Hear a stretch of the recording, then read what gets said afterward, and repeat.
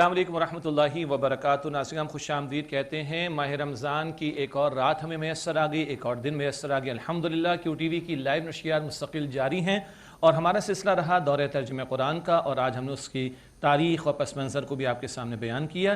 اس کے بعد ہم نے عید الفطر کے حوالے سے کچھ کلام کیا، اور اب ہم عید الفطر کے آداب کو آپ کے سامنے رکھنا چاہیں گے۔ ہاں، لیلۃ الجائزہ، انعام کی رات، شوال کی پہلی تاریخ، اس پر بھی ہم نے کلام کیا، اور عید کے فلسفے پر بھی کچھ مختصر بات ہوئی۔ اب آئیے آداب عید الفطر پر کلام کرتے ہیں۔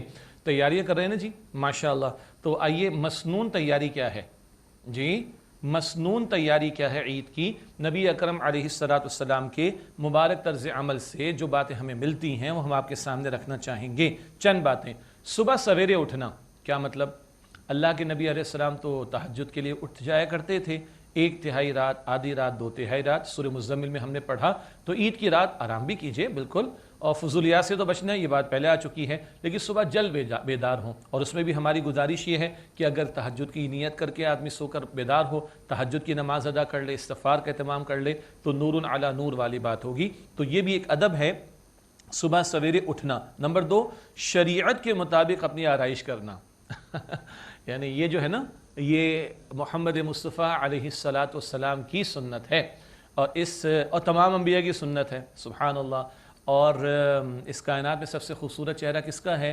امام الانبیاء صلی اللہ علیہ وآلہ وسلم کا۔ تو ایک مسلمان مرد کا چہرہ بھی ایسا ہی ہونا چاہیے، اللہ ہمیں توفیق عطا فرمائے۔ تو اس لیے ہم نے لکھا شریعت کے مطابق اپنی آرائش کرنا۔ کچھ ذکر آگے آ بھی رہا ہے۔ اگلا نقطہ ہے غسل کرنا۔ اللہ کے نبی علیہ السلام جمعے کے لیے بھی غسل کا اہتمام فرماتے، اور اللہ کے نبی صلی اللہ علیہ وسلم عید کے لیے بھی غسل کا اہتمام فرماتے۔ مسواک کرنا، کوئی ٹوٹ برش وغیرہ بھی استعمال کر رہا ہے تو کر لے، لیکن سنت سے قریب تر ہونے کے لیے مسواک کا بھی استعمال کر لیا جائے تو یہ زیادہ اچھی بات ہوگی انشاءاللہ تعالی۔ پھر جو بہتر کپڑے اپنے پاس موجود ہوں وہ پہننا۔ بہتر کہا ہے، نئے ہونا شرط نہیں ہے، اور برانڈڈ ہونا شرط نہیں ہے، اور ایک لائن لگی ہوئی ہے کہ نا اس نے 30 کا لیا تو 40 کا لوں گا۔ اب یہ 30 سے آپ کہاں تک جا رہے ہیں مجھے نہیں پتا جی، 20 کا، 25 کا، ایک کرتا 25,000 روپے کا بھی چل رہا ہے، 20,000 روپے کا بھی چل رہا ہے، اور ہو سکتا ہے کچھ لوگ کہیں بھائی آپ کی ذرا معلومات کم ہیں، ذرا اس برانڈ میں جائیں تو لاکھ روپے کا بھی چل رہا ہے۔ تو ہم اس بحث پہ نہیں جا رہے، عرض یہ کرنا چاہ رہے ہیں اس کے لیے نیا ہونا شرط نہیں ہے، برانڈڈ ہونا شرط نہیں ہے، اور دکھاوا اب تو لوگوں نے بھارت چھوڑ دے، کچھ لوگوں نے برانڈز کے نام بھی ایسے عجیب عجیب رکھ دیے کہ وہ الفاظ زبان پر مستقل آ جاتے ہیں۔ تو نہ دکھاوے کا مسئلہ ہو، نہ مہنگا پہن کر دوسرے کو حقیر سمجھنا، یہ تو بڑی گھٹیا بات ہے نا، کہ دوسرے کے پاس اگر ذرا نسبتاً سستا کپڑا اس نے پہنا اور ہم نے اعلیٰ درجے کا پہنا، برانڈڈ پہنا، مہنگا پہنا، اور تکبر میں آ گئے تو گئے کام سے۔ تکبر تو جہنم میں لے جانے والا ہے، اللہ ہم سب کی حفاظت فرمائے۔ تو بہرحال بات کیا ہوئی تھی؟ جو بہتر کپڑے دستیاب ہوں وہ پہننا، خواہ وہ نئے ہوں، خواہ وہ اویلیبل پہلے سے ہوں، اور بس بہتر ہوں ان کو پہننا۔ اور اچھا کپڑا پہنے، اللہ کا شکر بھی بندہ ادا کرے، دوسرے کو حقیر نہ سمجھے۔ اللہ کے رسول علیہ السلام نے فرمایا ان اللہ جمیل ویحب الجمال، اللہ جمیل ہے، خوبصورت ہے، خوبصورتی کو پسند فرماتا ہے، لیکن جب اندر دکھاوے کا ایک عنصر آ جائے یا تکبر کا عنصر آ جائے کہ دوسرے کو بندہ حقیر سمجھے، تو یہ جتنا اچھا پہنا یہ بگاڑ کا باعث بن جائے گا، اس سے بچنا ہے۔ بہرحال جو بہتر کپڑے اپنے پاس موجود ہیں وہ پہننا۔ خوشبو لگانا، یہ خوشبو لگانا تھوڑی وضاحت ضروری ہے، یہ مردوں کے لیے ہے۔ خاتون گھر سے باہر نکلے اور خوشبو لگا کر، تو توجہ سے حدیث سن لیں، اللہ کے رسول علیہ السلام نے فرمایا جو عورت خوشبو لگا کر گھر سے باہر نکلتی وہ ایسی ہے، ایسی ہے، ایسی ہے۔ اللہ کے رسول کے الفاظ ہیں صلی اللہ علیہ وسلم۔ بہرحال یہ خوشبو بھی مائل کرتی ہے، اٹریکٹ کرتی ہے، تو خواتین کے لیے جائز نہیں ہے گھر سے باہر نکلے تو خوشبو لگائیں، بلکہ حدیث مبارک میں اللہ کے نبی علیہ السلام نے فرمایا مردوں کے لیے خوشبو کون سی پسندیدہ؟ جس کا کلر وغیرہ یا اظہار نہ ہو پا رہا ہو، ادھر لگایا کلر نظر تو نہیں آتا نا۔ عورت کے لیے وہ پسندیدہ کہ جس کا کلر نظر آئے، جیسے کہ مہندی کا استعمال، وہ عورت کے لیے اللہ کے رسول علیہ السلام نے ترغیب اس کی دلائی ہے، لیکن خوشبو عورت لگا کے گھر سے باہر نکلے، اللہ کے رسول صلی اللہ علیہ وسلم نے سختی سے منع فرمایا ہے۔ تو یہ مردوں کے تعلق سے بات ہو رہی ہے، خوشبو لگانا جو میسر ہو۔ اچھا ایک بات یاد رکھیں، بعض اوقات ایسی خوشبو بھی ہو جاتی ہے کہ جو دوسروں کے لیے اذیت کا باعث بن جاتی ہے، وہ پتہ نہیں کس کس طرح کے پرفیومز ہوتے ہیں، کس کس طرح کے عطر ہوتے ہیں، تو یہ سنت ادا کرے بندہ تو دوسرے کے لیے سرور کا باعث بنے، آسانی کا باعث بنے، اذیت کا باعث نہ بنے، تو اس میں جو سلیکشن ہے اس کو بھی تھوڑا دیکھ لینا چاہیے۔ عیدگاہ یا اگر مسجد میں نماز عید ادا ہو رہی ہے، عیدگاہ یا مسجد میں سویرے پہنچنا، یعنی جلد پہنچنے کی کوشش کرنا۔ ہم ایک مسجد میں جہاں نماز ادا کرتے ہیں تو وہاں امام صاحب مسائل بیان کر رہے تھے، بھائی اب تو لوگ یہ پوچھتے ہیں مولوی صاحب میں بھاگتا ہوا آیا اور عید کی دوسری رکعت کے رکوع میں پہنچا، بتائیے میں کیا کروں؟ اللہ کے بندو، سال میں 2 مرتبہ عید آتی ہے، کیوں اہتمام نہیں کرتے اس کا؟ سنت کیا ہے؟ عیدگاہ یا مسجد میں سویرے پہنچنا، مراد جلد پہنچنا، اور پہلے پہنچو بھائی، اہتمام ہونا چاہیے اس کا۔ دنیا جہاں کے فنکشنز ہوتے ہیں، اپنا ہو تو کتنا جلدی پہنچتے ہیں، دوسروں کو تھوڑا سا لیٹ ہوتے ہیں کہ پہنچتے ہیں بہرحال، ہاں جی، اور پتہ نہیں کون کون سے ایونٹس آ جاتے ہیں تو کتنا پہلے سے اہتمام ہوتا ہے اس کا۔ تو بھائی ہمارا امت کا سالانہ ایونٹ ہے نا عید الفطر کا موقع، تو اہتمام ہونا چاہیے۔ تو عیدگاہ یا مسجد میں سویرے پہنچنا۔ اسی طرح عید الفطر میں صبح صادق کے بعد عیدگاہ میں جانے سے پہلے کوئی میٹھی چیز کھانا۔ اللہ کے نبی صلی اللہ علیہ وسلم کھجور کا استعمال فرمایا کرتے تھے۔ ہمارا ٹریڈیشن جو چلتا ہے وہ شیر خورمے کا ہے، ماشاءاللہ۔ ابھی تو خیر روزہ بھی نہیں ہے، اگر رال ٹپک جائے تو کوئی حرج کی بات بھی نہیں ہے، تو خیر میٹھے یا کچھ کھا کر اللہ کے نبی علیہ السلام تشریف لے جاتے۔ ہم بھی اس کو فالو کریں، اس سنت پر عمل کرنے کی کوشش کریں کہ جب عیدگاہ کے لیے جا رہے ہیں، نماز عید الفطر کی ادائیگی کے لیے جا رہے ہیں، تو کچھ میٹھی چیز کھا کر گھر سے جانے کا اہتمام کیا جائے۔ پھر نماز عید الفطر سے پہلے صدقہ فطر ادا کرنا، اس پر کلام پہلے بھی ہو گیا اور ابھی ادا کر دیں بھائی۔ اب تو خیر 30ویں شب آ گئی، اگر آج یہ چاند رات ہو جاتی تو کیا ہو جاتا؟ ہاں، بھاگتے دوڑتے ادا کرتے۔ پھر وہی نکتہ ہے، اپنی تیاری شاپنگ کے پتہ نہیں کب سے کر کے بیٹھے، اور غریب کے بارے میں خیال ہے کہ وہ کر لے گا، کیسے کرے گا بھائی؟ How is it possible? غور تو کر لیں۔ تو بھارت پھر بھی ادا تو کرنا ہے صدقہ فطر۔ مسائل مفتیان کرام اور علماء نے بیان فرما دیے، لیکن نماز عید الفطر سے پہلے صدقہ فطر ادا کرنا یہ مسنون عمل ہے۔ اگر ممکن ہو تو نماز عید الفطر عیدگاہ یا کھلے میدان میں، ورنہ مسجد میں ادا کرنا۔ بہرحال یہ مطلوب ہے کہ کھلا وسیع میدان ہو اور بڑا اجتماع ہونا چاہیے عید کا، اور مسلمانوں کی قوت کا، شان کا، شوکت کا اظہار بھی ہونا چاہیے۔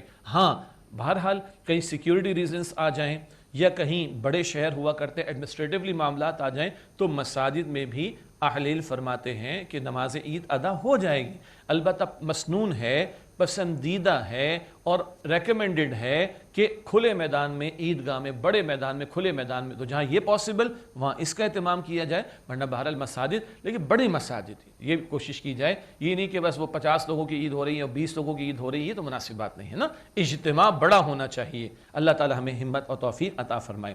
ایک اور اہم سنت، ایک راستے سے عیدگاہ کی طرف جانا اور دوسرے راستے سے واپس آنا۔ یہ بھارت اس اعتبار سے بھی تھا کہ کفار بھی دیکھیں مسلمانوں کی قوت کو اور ان کی تعداد کو، اور بہرحال اب بھی اس پر عمل درآمد کرنے میں کوئی مضائقہ نہیں ہے، اور ہم تو دنیا بھر میں یعنی ہم سے مراد ہم سب کی بات ہو رہی ہے، یہاں جا رہے ہیں وہاں جا رہے ہیں، تو اگر ایک راستے سے جانا تھوڑا ہی چینج کر لے اس کو، تو ایک راستے سے جانا دوسرے راستے سے آنا، فرشتے بھی گواہ بنیں گے، فرشتے پر بچھائے کھڑے ہوں گے اور وہ اللہ تعالیٰ ان کو گواہ بنائے گا، میری عزت کی قسم، میرے جلال کی قسم، میری شان بلند کی قسم، اے میرے فرشتوں گواہ رہنا، میں نے ان کو معاف فرما دیا۔ تو بہرحال یہ فرشتوں کی گواہی بھی ملے گی اور اللہ تعالیٰ کا اعلان بھی ملے گا۔ تو ایک راستے سے عیدگاہ کی طرف نماز عید کے لیے جانا اور دوسرے راستے سے واپس آنا۔ اور تکبیرات، جس کو تکبیر تشریق کہا جاتا ہے، تکبیرات یعنی اللہ اکبر، اللہ اکبر، لا الہ الا اللہ واللہ اکبر، اللہ اکبر وللہ الحمد کہتے ہوئے عیدگاہ کی طرف جانا۔ اس میں ایک فرق بتایا گیا ہے، عید الفطر کے موقع پر آہستہ آواز اور عید الاضحیٰ کے موقع پر بلند آواز سے تکبیرات کہنا۔ تو جب عید کے لیے جا رہے ہوں، نماز عید کے لیے گویا کہ جا رہے ہیں، تو یہ تکبیرات کہتے ہوئے جائیں، اللہ اکبر، لا الہ الا اللہ واللہ اکبر، اللہ اکبر وللہ الحمد۔ اور سواری کے بغیر پیدل عیدگاہ جانا، اگر عیدگاہ زیادہ دور ہو یا عذر ہو تو سواری میں مضائقہ نہیں ہے، یعنی بہت قریب ہے گھر سے تو کوشش کرے کہ پیدل جائیں۔ اللہ کے پیغمبر علیہ السلام کا مسنون عمل تو یہی ہے۔ ہاں کوئی بزرگ ہوں گے، کوئی معذوری کا معاملہ تو بھارت سواری، اور اگر دور کا معاملہ ہو تو سواری پر جانے میں کوئی حرج کی بات نہیں ہے، لیکن جن کے لیے ممکن ہو سواری کے بغیر پیدل جو ہے وہ عیدگاہ کی طرف جانے کی کوشش کی جائے۔ تو یہ وہ آداب ہیں جو اللہ کے نبی صلی اللہ علیہ وسلم کی سنت سے ہمیں ملتے ہیں، اور عید منا رہے ہیں حضور کی شریعت کے مطابق عید ملی ہے نا صلی اللہ علیہ وسلم، تو حضور نے اس دن کیا اہتمام کیا ہے اس کا اہتمام کرنے کی کوشش کریں گے، تو انشاءاللہ تعالیٰ اس میں برکت بھی بڑھ جائے گی اور عید کا لطف بھی انشاءاللہ اس سنت کی پیروی کی برکت کے نتیجے میں بڑھ جائے گا انشاءاللہ تعالی۔ اللہ تعالیٰ مجھے اور آپ کو ہم سب کو عمل کرنے کی توفیق عطا فرمائے۔ یہ لسٹ ڈاؤن میں کر دیتا ہوں تیزی سے۔ صبح سویرے اٹھنا، شریعت کے مطابق آرائش کرنا، غسل کرنا، مسواک کرنا، جو بہتر کپڑا دستیاب اس کا اہتمام کرنا، خوشبو لگانا، اور مردوں کے حوالے سے بات آ گئی، عیدگاہ میں یا جہاں نماز عید ادا کرنے جلد پہنچنا، صبح صادق کے بعد کچھ کھا کر کچھ میٹھا کھا کر عید کی نماز کے لیے جانا، صدقہ فطر نماز عید سے پہلے ادا کر دینا، اور ممکن ہو تو کھلے میدان میں عیدگاہ میں نماز عید ادا کرنا، ورنہ مسجد میں ادا کریں، ایک راستے سے جانا دوسرے راستے سے آنا، اور جاتے ہوئے تکبیرات کہنا، اللہ اکبر لا الہ الا اللہ اللہ اکبر وللہ الحمد، اور کوشش کرنا کہ سواری کے بغیر پیدل جو ہے وہ عید کی نماز کے لیے عیدگاہ کی طرف ہم جائیں۔ تو یہ جناب الحمدللہ لیلۃ الجائزہ یعنی انعام کی رات، اور یوم الجائزہ انعام کا دن، عید الفطر کا ذکر آ گیا، اور عید الفطر کے آداب بھی ہمارے سامنے آ گئے۔ اگلا جو آپ کے سامنے نقطہ رکھنا ہے وہ انگلش میں کہتے ہیں نا واٹ نیکسٹ۔ رمضان چلا جائے گا، رمضان کے بعد کیا کریں گے بھائی؟ تو اب آئیے واٹ نیکسٹ، اور یہ ہے ذرا کرنے کے بھاری بھرکم کام، اور یہ پوری زندگی کے کرنے کے کام ہیں۔ آئیے اس پر کلام کریں، رمضان کے بعد کیا کریں۔ کچھ بات اس عنوان کے تحت عرض کروں گا، اور پھر 2 روزوں کا ذکر آئے گا۔ ابتدا میں ایک لسٹ آپ کے سامنے رکھی گئی تھی نا، آج ہم کن باتوں پر کلام کریں گے، تو 2 روزوں کا ذکر بھی آپ کے سامنے رکھیں گے، لیکن پہلے رمضان کے بعد۔ رمضان کے بعد کیا ہے جی؟ اللہ تعالیٰ کی عبادت کا تقاضا پوری زندگی میں ہے، یہ بات ہم پڑھتے آئے ہیں اور ہر نماز کی حرکت میں دہراتے ہیں سورہ فاتحہ، اور آج اس کا ہم تھوڑا سا تذکرہ کر دیں گے آپ کے سامنے یاد دہانی کے طور پر۔ ایاک نعبد، اے اللہ ہم تیری ہی عبادت کرتے ہیں، ایسے ہی ہے نا؟ تو اللہ تعالیٰ نے عبادت کے لیے پیدا کیا ہے۔ سورہ زاریات 27 پارے کے آغاز میں آیت نمبر 56 میں ہم نے پڑھا، وما خلقت الجن والانس الا لیعبدون۔ اللہ سبحانہ وتعالیٰ فرماتا ہے میں نے تمام جنات اور انسانوں کو صرف اپنی عبادت کے لیے پیدا کیا ہے۔ تو اللہ تعالیٰ کی عبادت کا تقاضا پوری زندگی میں ہے، ایسا نہیں کہ بس رمضان شریف میں اللہ تعالیٰ کی عبادت اور رمضان کے بعد چھٹی ہو جائے گی، چھٹی نہیں ہے۔ جمعے کے دن اللہ تعالیٰ کی عبادت، باقی پورا ہفتہ چھٹی، اور رمضان شریف میں اللہ کی عبادت، باقی پورا سال چھٹی، قطعاً چھٹی نہیں ہے۔ مرتے دم تک اللہ تعالیٰ کا مسلم رہنے کا تقاضا ہے، ٹھیک؟ اور یہ ماہ رمضان کیا ہے؟ یہ ماہ رمضان تربیت کا مہینہ، اثرات پوری زندگی میں آنے چاہیے۔ بھائی 30 دن لگا رہے ہیں اللہ کے فضل سے، اور یہ مربوط نظام کے تحت دن میں روزہ ہے، مشقت والی عبادت، رات میں قیام تراویح کا اہتمام، اور ساتھ قرآن کا ترجمہ شامل کر لیں تو 2.5 گھنٹے تو ہم یہاں بیٹھے ہیں آپ کے ساتھ، آپ ہمارے ساتھ الحمدللہ، اور آخری راتوں میں ایک سیشن اور بڑھ گیا، اور 29ویں شب میں تو ماشاءاللہ 1 بجے تک ہم بیٹھیں، تو 12 مشقتیں تو ہیں۔ تو اس ساری مشقت کی محنت کے نتیجے میں کوئی ثمرات تو آنے چاہیے نا بھائی۔ دنیا میں ہم کوئی ٹریننگ کورس لیتے ہیں، ٹریننگ ہوتی ہے تھوڑے عرصے کی، اس کی جو اپلیکیشن ہے یا امپلیمنٹیشن ہے وہ زیادہ عرصے کی ہوتی ہے۔ ایک نئی مشین آئی کسی فیکٹری کے اندر، 3 دن میں ٹریننگ ہو گئی، اب مشین 5 سال استعمال ہوگی، ایسے ہی ہے نا۔ ایک نیا سافٹ ویئر آیا، اس کو بندے کو ٹرین کرنے میں 1 ہفتہ لگ گیا، اب وہ سافٹ ویئر کا استعمال شاید اگلے 3 سال تک ہوگا۔ تو 1 مہینے کی ٹریننگ کے بعد ثمرات تو آنے چاہیے نا۔ علماء نے لکھا دنیا میں عبادت کی قبولیت کی ایک ظاہری علامت یہ ہے، دنیا میں عبادت کی قبولیت کی ایک ظاہری علامت یہ ہے کہ اس عبادت کے کرنے کے دوران میں اور اس عبادت کے کر لینے کے بعد بندے میں کوئی تبدیلی آئے۔ تو یہ 30 دن رات کی محنت ہے، تو آخر میں بیٹھ کے جائزہ بھی لے لیں، ہم اپنا سیلف انالیسس بھی کر لیں۔ بندہ مہینے بھر کاروبار کرتا ہے، مہینے کے بعد کچھ لوگ تو روزانہ بناتے کھاتا، اکثر مہینے کے بعد کیا کھویا کیا پایا۔ وہ کارپوریٹ سیکٹر میں بنتے ہیں پروفٹ اینڈ لاس اکاؤنٹ، میں پروفٹ میں ہوں کہ لاس، باٹم لائن کیا ہے۔ تو 1 مہینے کی اتنی بڑی مشقت والی محنتوں سے گزرے ہو بھائی، اپنا انالیسس تو کرو، ویئر ڈو آئی اسٹینڈ، کیا کھویا کیا پایا۔ تو رمضان تربیت کا مہینہ ہے، اس کے اثرات جو پورے سال آنے چاہیے۔ ایک اور انداز سے اس کو سمجھ لیں، رمضان ہماری اسپریچول اوور ہالنگ کا ایک بہت بڑا ذریعہ ہے۔ ہماری روح، اصل تو وہ ہے نا، جب کسی کا انتقال ہوتا ہے تو روح نکال لی جاتی ہے، اس روح کی بیداری ہے روزے کے ذریعے، اور اس روح کی غذا ہے قرآن حکیم کے ذریعے سے۔ تو کیا یہ روح توانا ہوئی اور اللہ کی طرف توجہ بڑھی، التفات بڑھا، تعلق مضبوط ہوا؟ یہ انالیسس ہمیں کرنے کی ضرورت ہے ماہ رمضان کے اختتام پر۔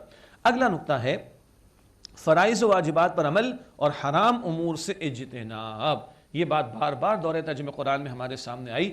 فرائض و واجبات جو اللہ تعالیٰ کی احکامات ہیں، اور پلیز یاد رکھیے گا اللہ کا حکم صرف جمعے کی 2 رکعت تک محدود نہیں، نماز کے چند احکامات تک محدود نہیں، ماہ رمضان کی عبادات تک محدود نہیں، اللہ کی عبادت 24 گھنٹے مطلوب ہے۔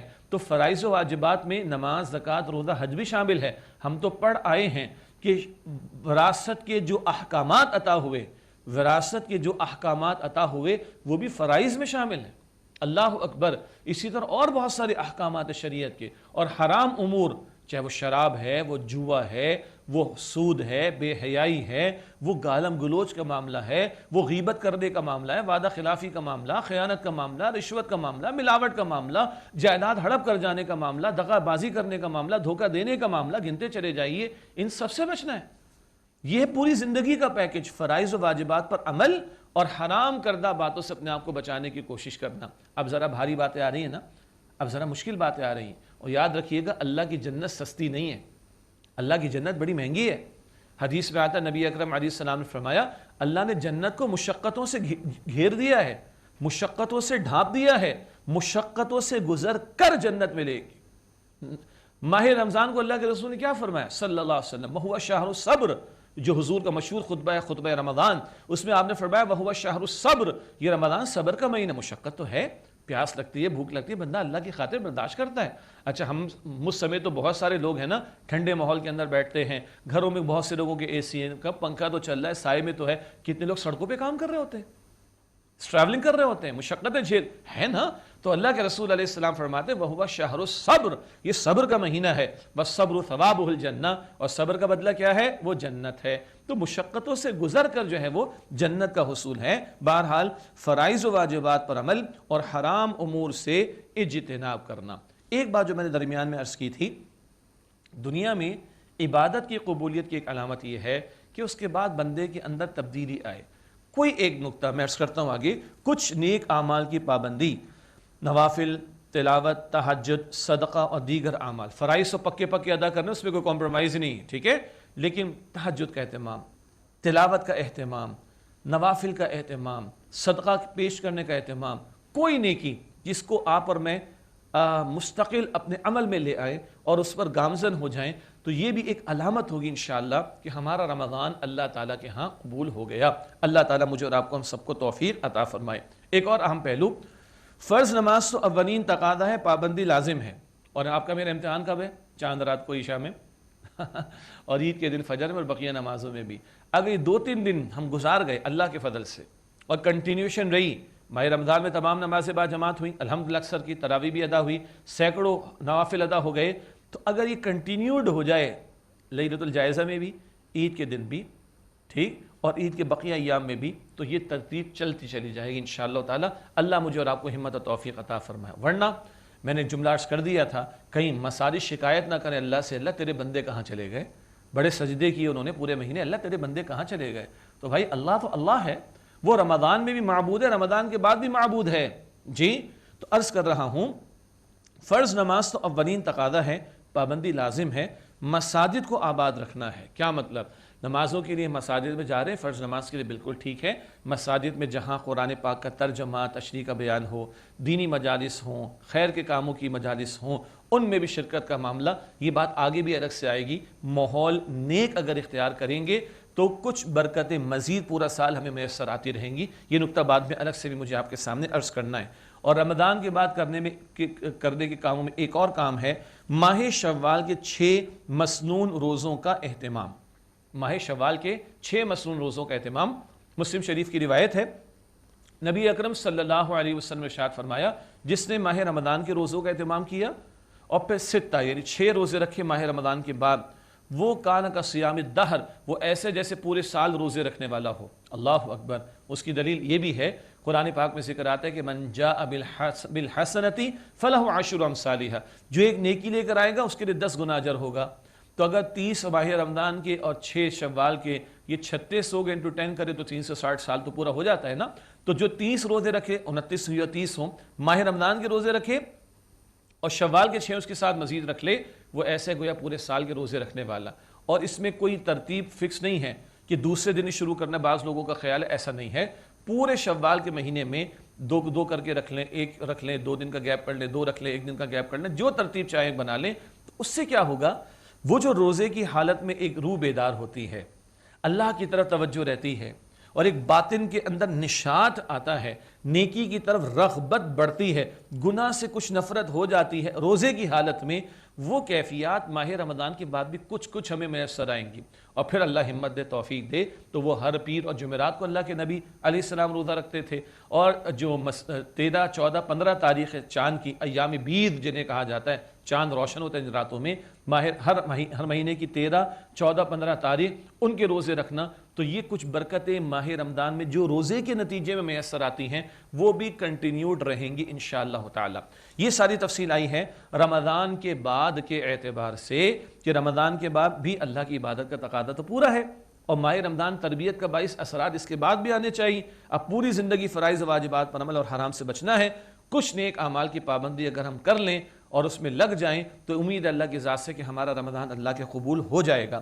اور فرض نماز تو ادا کرنی ہے، پابندی کے ساتھ ادا کرنا، باجماعت ادا کرنا، مردوں کی بات ہو رہی ہے خاص، اس پر توجہ رہے، اور ماہ شوال کے 6 مسنون روزوں کا بھی اہتمام کر لیا جائے تو کچھ برکتیں جو ماہ رمضان میں ہیں وہ اب آگے بھی اس کو ہم محسوس کر سکیں گے۔ اب آئیے اگلا نقطہ ہے 2 روزوں کا۔ 2 روزوں سے مراد کیا ہے؟ ایک روزہ یہ ہے ماہ رمضان کا، ایک روزہ پوری زندگی کا ہے۔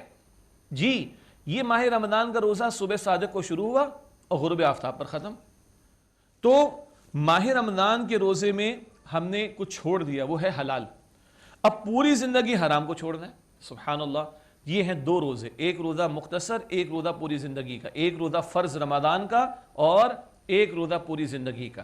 ہاں، ایک بات مجھے اللہ تعالیٰ نے یاد دلا دی، یہ ماہ شوال کے 6 مسنون روزوں کا ذکر ہوا، یہ ان کے لیے جن کے رمضان کے روزے پورے ہیں، باقی جن کی بیماری یا سفر کی وجہ سے روزے رہ گئے ہوں یا خواتین کے مخصوص معاملات کی وجہ سے، ان کے ذمے قضا ادا کرنا پہلے ہے، نفل بعد میں، قضا ادا کرنا فرض ہے ان کے ذمے، نفل بعد میں ہوگا، یہ وضاحت ہو جائے۔ آگے چلیں، 2 روزوں کی بات تھی، تو ایک روزہ ماہ رمضان کا، ایک روزہ پوری زندگی کا، ایک روزہ صبح صادق سے غروب آفتاب تک کا، ایک روزہ پوری زندگی کا۔ اور وہ کیا ہے؟ ماہ رمضان میں حلال چھوڑ دیا، اب بھائی پوری زندگی حرام کو چھوڑنا ہے، اور مرتے دم تک ہمیں کیا رہنا ہے؟ مسلمان رہنا ہے۔ یہ پوری زندگی کے روزے کو مختلف پیرایوں میں قرآن پاک نے بیان فرمایا۔ ایک مقام سورہ آل عمران کی آیت نمبر 102، یا ایھا الذین آمنوا اتقوا اللہ حق تقاتہ ولا تموتن الا وانتم مسلمون، اے ایمان والو اللہ تعالیٰ کا تقوی اختیار کرو جیسا کہ اس کا تقوی اختیار کرنے کا حق ہے، اور تمہیں موت آئے تو اسلام کی حالت پر آئے، مرتے دم تک مسلم فرما بردار رہنا۔ اور روزوں کا حاصل کیا ہے؟ لعلکم تتقون، سورۃ البقرہ کی آیت نمبر 183، تاکہ تم میں تقوی پیدا ہو جائے۔ یہ ہے پوری زندگی کا روزہ۔ اور ایک اور خوبصورت انالیسس سن لیجئے، یہ روزہ رمضان شریف کا صبح صادق پر شروع ہوا اور غروب آفتاب پر ختم ہوا، اور روزانہ ہم کھجور کھاتے ہیں، شربت پیتے ہیں، افطار کر لیتے ہیں، اور جب یہ 30 روزے مکمل ہو جائیں گے تو عید الفطر ہو جائے گی۔ اب 11 مہینے افطار ہے، کھاؤ پیو۔ عید الفطر کو عید الفطر کہنے کی ایک وجہ یہ بھی ہے، اب افطار ہے، 11 مہینے کھاؤ پیو۔ دنیا کا روزہ صبح صادق سے شروع ہوتا ہے، یعنی جو ہم روزے رکھ رہے ہیں ماہ مبارک اس ماہ دنیا میں، صبح صادق سے شروع ہوگا، غروب آفتاب پر ختم ہوگا، اور افطار پہ شربت ہے، اور 30 دن کے بعد عید الفطر ہے۔ آگے نوٹ کیجئے گا، پوری زندگی کا روزہ رکھیں تو پوری زندگی کا روزہ کیا ہے؟ شعور کی سطح پر آگے بالغ ہو گئے ہو، شریعت کے احکامات لاگو ہو گئے، حلال حرام کی تمیز رکھنی، فرائض و واجبات پر عمل کرنے، حرام سے اپنے آپ کو بچانے کی کوشش کرنی ہے، اور یہ شعور آ گیا، بالغ ہو گئے تو یہ زندگی بھر کا روزہ شروع ہو گیا۔ کب ختم ہوگا؟ یہ موت پر ختم ہوگا۔ مرتے دم تک اللہ کا مسلم بننے کی کوشش کرو۔ اگر یہ روزہ رکھا تو افطار کس سے ہوگی؟ افطار انشاءاللہ جامع کوثر سے ہوگی، امام الانبیاء محمد مصطفیٰ صلی اللہ علیہ وسلم کے مبارک ہاتھوں سے۔ افطار جامع کوثر سے ہوگی انشاءاللہ تعالی۔ اور مومن کی سب سے بڑی عید کیا ہے؟ اصل عید کیا ہے؟ وہ عید دیدار الہی سے ہوگی انشاءاللہ تعالی۔ اللہ اپنا دیدار کرائے گا۔ سورہ قیامہ میں ہم نے پڑھا نا، وجوہ یومئذ ناظرہ الی ربہا ناظرہ، کتنے چہرے اس دن خوش خرم ہوں گے اور تر و تازہ ہوں گے، اپنے رب کا دیدار کرتے ہوں گے۔ اور اللہ کے نبی صلی اللہ علیہ وسلم نے فرمایا، جیسے میرے صحابہ 14ویں کا چاند دیکھتے ہو، مسلم شریف کی روایت ہے، اس کے دیکھنے میں کوئی رکاوٹ نہیں ہے، اسی طرح اپنے رب کا تم دیدار کرو گے۔ تو اگر یہ پوری زندگی کا روزہ رکھتے ہیں تو افطار ہے جامع کوثر سے انشاءاللہ، اور عید ہے دیدار الہی کے ساتھ۔ یہ ناظرین کرام اور بھاری بھرکم تقاضا سامنے آ گیا۔ اللہ کی جنت سستی نہیں ہے، مشقتوں سے گھیری گئی ہے، اور یہ مہینہ مشقتوں کے لیے تیار کرتا ہے بندے کو، اور اس کے نتیجے میں پوری زندگی کے روزے کے لیے ہمیں تیار کیا جا رہا ہے۔ یہ ہیں 2 روزے، ایک رمضان کا، ایک پوری زندگی کا۔ رمضان کے روزے میں حلال چھوڑا، اب پوری زندگی کے روزے میں حرام و گناہوں کو چھوڑنا ہے، مرتے دم تک مسلمان رہنا ہے، تو جام کوثر بھی ملے گا، اور اللہ سبحانہ وتعالیٰ کا دیدار بھی انشاءاللہ ہم سب کو میسر آئے گا۔ اللہ تعالیٰ مجھے اور آپ کو مرتے دم تک مسلمان رکھے، اسلام کی حالت پر رکھے۔ جنازے میں دعائیں کرتے ہیں، اے اللہ جس کسی کو اللہم من احییتہ منا فاحیہ علی الاسلام ومن توفیتہ منا فتوفہ علی الایمان، اے اللہ جس کسی کو تو ہم میں سے زندہ رکھ، اسلام پر زندہ رکھ، اور جس کسی کو تو ہم میں سے وفات دے، ایمان پر وفات عطا فرما۔ یہ دعائیں اللہ ہم سب کے حق میں قبول فرمائے۔ ناظرین کرام، ایک وقفہ لیتے ہیں، اس کے بعد سلسلہ دورہ ترجمہ قرآن کے عنوان سے جاری رہے گا، اور آگے ماہ رمضان کے تحفے پر بھی انشاءاللہ ہم کلام کریں گے۔ آپ سے ملاقات ہوتی ہے ایک وقفے کے بعد۔ السلام علیکم ورحمۃ اللہ وبرکاتہ۔ رحمن یا رحمان